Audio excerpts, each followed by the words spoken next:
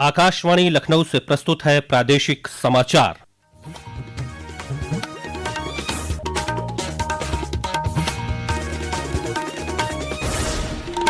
मुख्य समाचार। मुख्यमंत्री योगी आदित्यनाथ ने कहा, विपक्षी दलों द्वारा नारी शक्ति वंदन अधिनियम का विरोध अक्षम्य पाप। केंद्रीय मंत्री अन्नपूर्णा देवी ने कहा, काला दिवस के रूप में जाना जाएगा 17 अप्रैल। प्रधानमंत्री नरेंद्र मोदी आगामी 29 अप्रैल को हरदोई में प्रस्तावित कार्यक्रम में गंगा एक्सप्रेस वे का करेंगे लोकार्पण। प्रदेश की कनेक्टिविटी को मिलेगी रफ्तार। ऊर्जा मंत्री ए.के. शर्मा ने तकनीकी समिति की रिपोर्ट आने तक स्मार्ट मीटर पर तत्काल प्रभाव से रोक लगाने का दिया निर्देश। जीरो बैलेंस पर भी जारी रहेगी विद्युत आपूर्ति। और प्रदेश भर में श्रद्धा और भक्ति के साथ मनाई जा रही है अक्षय तृतीया और परशुराम जयंती। नमस्कार, प्रदेश के समाचारों के साथ मैं राघवेंद्र त्रिपाठी। और अब समाचार विस्तार से। मुख्यमंत्री योगी आदित्यनाथ ने संसद में नारी शक्ति वंदन अधिनियम संशोधन विधेयक पारित नहीं होने देने पर विपक्ष पर तीखा हमला बोला। उन्होंने लखनऊ में भाजपा कार्यालय में आयोजित प्रेस वार्ता को संबोधित करते हुए कहा कि इंडी गठबंधन द्वारा किया गया यह कृत्य न केवल नारी सम्मान के खिलाफ है, बल्कि अक्षम्य पाप है, जिसके लिए देश की नारी शक्ति उन्हें कभी माफ नहीं करेगी। मुख्यमंत्री ने इसे लोकतंत्र और महिला सम्मान दोनों के लिए दुर्भाग्यपूर्ण बताते हुए कहा कि यह आचरण विपक्ष की नारी विरोधी मानसिकता को उजागर करता है।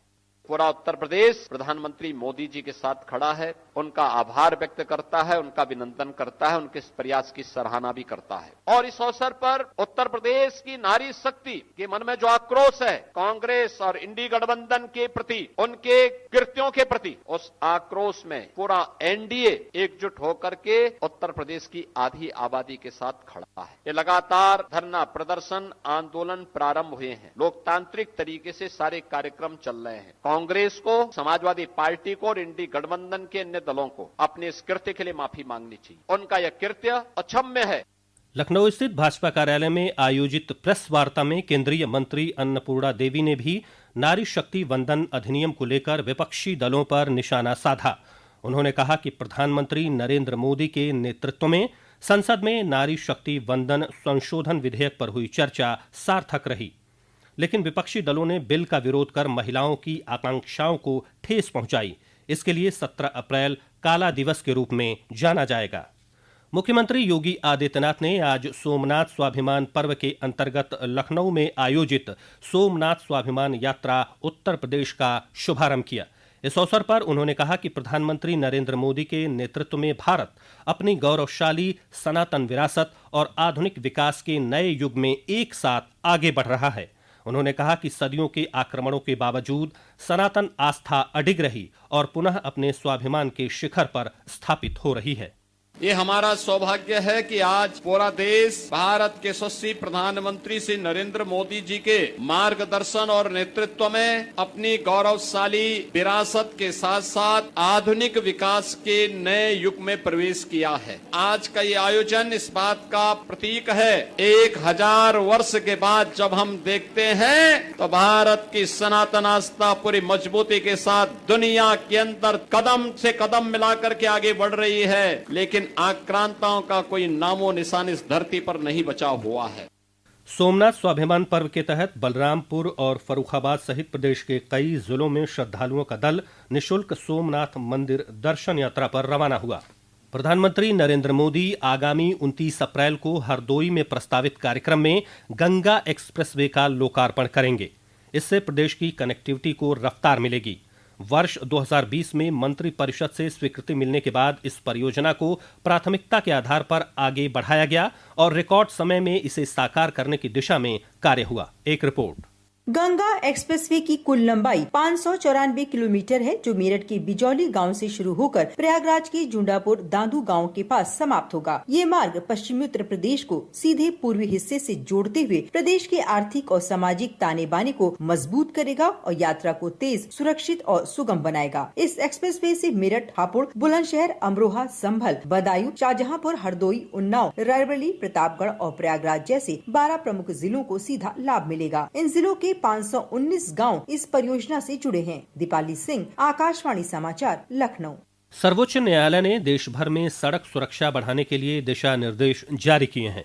न्यायालय ने कहा कि प्रशासनिक चूक या बुनियादी ढांचे की कमी के कारण एक्सप्रेसवे खतरे का गलियारा नहीं बनना चाहिए।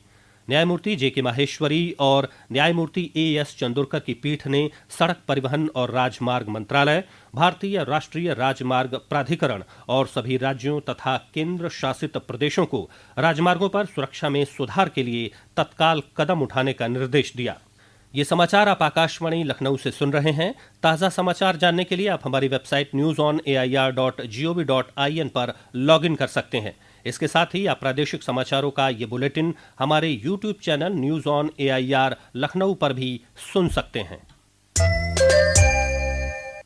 प्रदेश के ऊर्जा और नगर विकास मंत्री एके शर्मा ने तकनीकी समिति की रिपोर्ट आने तक पुराने मीटरों को स्मार्ट मीटर में बदलने की प्रक्रिया पर तत्काल प्रभाव से रोक लगाने का निर्देश दिया है। श्री शर्मा ने कहा कि जहां स्मार्ट मीटर लगाए गए हैं वहां लगभग 45 दिन तक किसी भी उपभोक्ता का बिजली कनेक्शन नहीं काटा जाएगा। इसके साथ ही जीरो बैलेंस पर भी बिजली आपूर्ति जारी रहेगी। ऊर्जा मंत्री श्री शर्मा ने आज लखनऊ में आयोजित समीक्षा बैठक में बताया कि उपभोक्ताओं को समय पर जानकारी उपलब्ध कराने के लिए 5 स्तरीय SMS अलर्ट प्रणाली लागू की जाएगी। अयोध्या में मां सरयू की आरती को और आकर्षक तथा व्यवस्थित बनाने के लिए नया ड्रेस कोड लागू किया गया है। अब अयोध्या के सरयू नदी तट पर होने वाली आरती में पुजारी सप्ताह के 7 दिन अलग अलग रंगों के वस्त्र धारण करेंगे।